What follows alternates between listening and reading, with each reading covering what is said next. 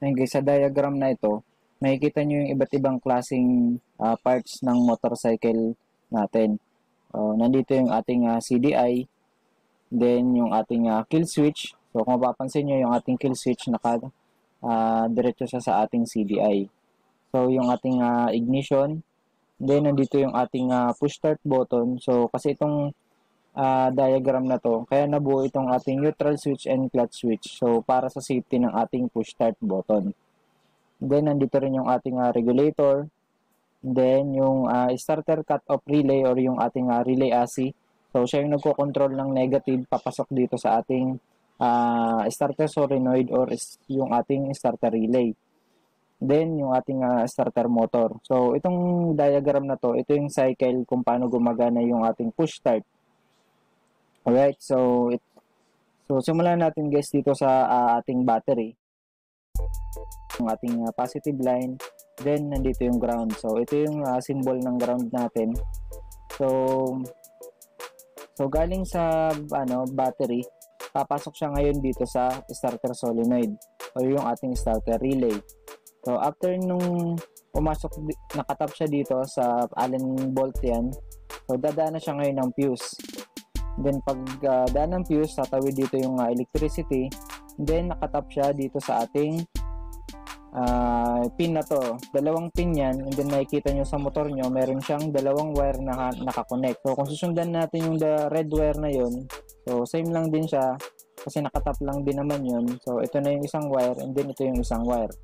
So pag sinundan nyo siya, yung isang wire, papunta siya ngayon dito sa ating regulator o yung ating rectifier. Then dito naman sa isang line, pag sinundan nyo siya, so siya naman yung papunta ngayon dun sa ating ignition. Alright, so itong line na to guys, kahit naka-off yung ating motorcycle, meron na talaga siyang power. So ito yung pwede nyo rin siyang maging guide once na mag-on tayo ng ignition, tapos walang electricity na pumapasok. So pwedeng suspetsa agad natin dyan is yung fuse. So kasi yung fuse yun yung nagko-control din pag once na magkaroon ng electrical circuit sa motor natin. So hindi maapektuhan yung ibang parts natin. So itong fuse lang. Alright.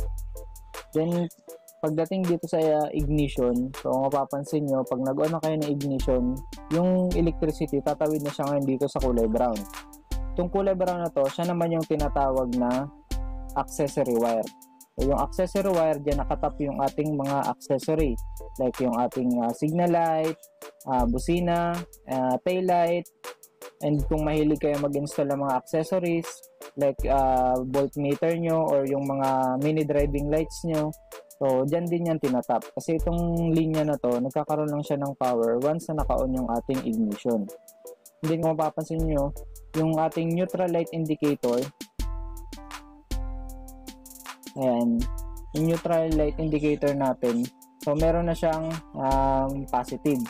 So ang kailangan niya lang supply is negative. So dito na papasok ngayon yung ating neutral switch. So itong neutral switch, ground siya. So siya yung negative source. So once na yung transmission natin ay naka-neutral position na, so magko-connect na tong dalawa na to, and siya na yung magsusupply ng negative papunta dito sa ating neutral light indicator. So kaya umiilaw tong ating neutral light. And then pag sinundan mo ulit siya, yung ground, dediretso siya ngayon dito sa ating starting cut-off relay. Lagi niyong tandaan guys, yung relay, gumagana siya pag merong negative at positive. So dito sa diagram na to, pag nag-on na tayo ng neutral switch, nasa neutral na yung ating transmission, so meron na siyang source ng negative. Then dito naman sa kabila, ito yung positive line. So pag naka-on na yung ating ignition, so meron na din itong power. So itong wire na to, dalawang wire din yan. Yung isang wire niya kulay brown din. So diretso naman siya papunta dun sa ating signal light or yung ating flasher. So flasher relay. So dun naman siya nakatap. Pag na-kompleto niya na yung negative at positive, so magti-trigger na to. Ayan, magti-trigger yung ating relay. Then magko-connect na tong dalawa na to. Magiging continuity na siya. And then pag na-kompleto niya na yan, tatawid na dito yung electricity. Ayan, papunta na siya dito ngayon sa ating dito sa ating starter relay. So, magkakaroon na rin ng positive itong starter relay. So, sabi ko nga kanina, magti-trigger lang yung ating relay pag merong positive and negative. So, pag meron na itong positive, so kailangan niya naman ngayon negative. So, dito na papasok yung ating push start. So, pag sinundan mo siya, ayan. So, sa kanya naman manggagaling yung ating negative source. Pag nag-push tayo ng push button, yan yung ating starter. So, magsusupply na rin siya ng negative.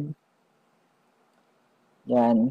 Then, magti-trigger ulit itong ating relay. Pag nag-trigger na siya, magko-connect na itong dalawa.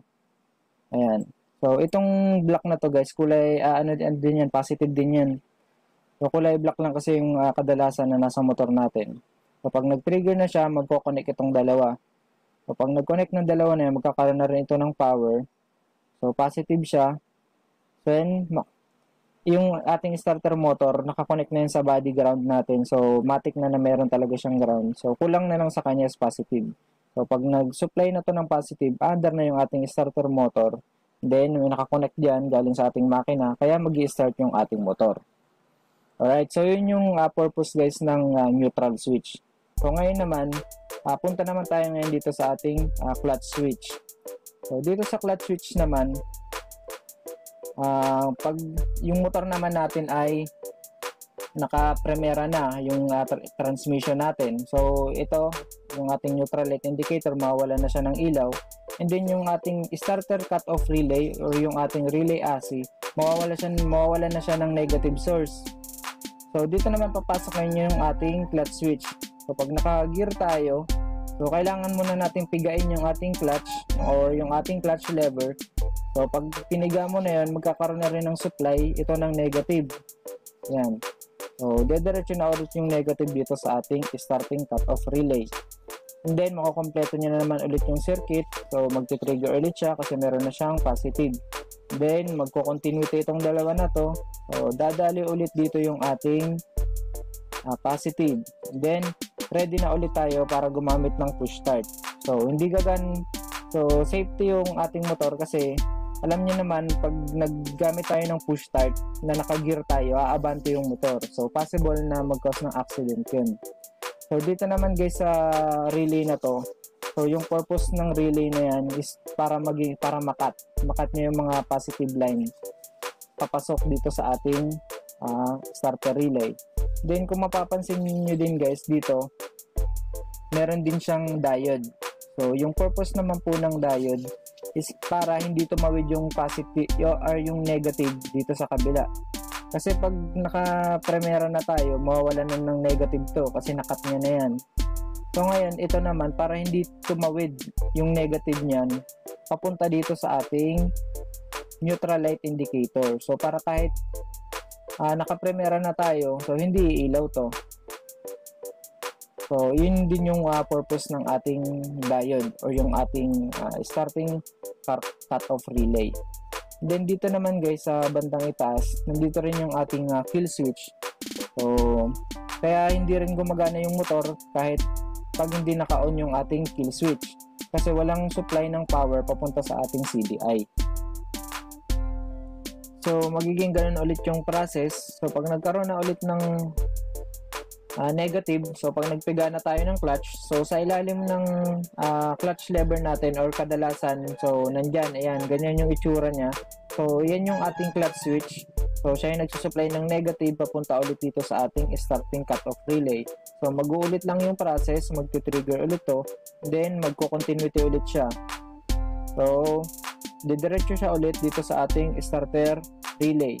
So pagdating dito sa ating starter relay, so, meron na siyang positive, then kailangan niya ulit ng negative. Doon na ulit papasok yung ating push start button. So, pwede na tayo ulit mag-push start button.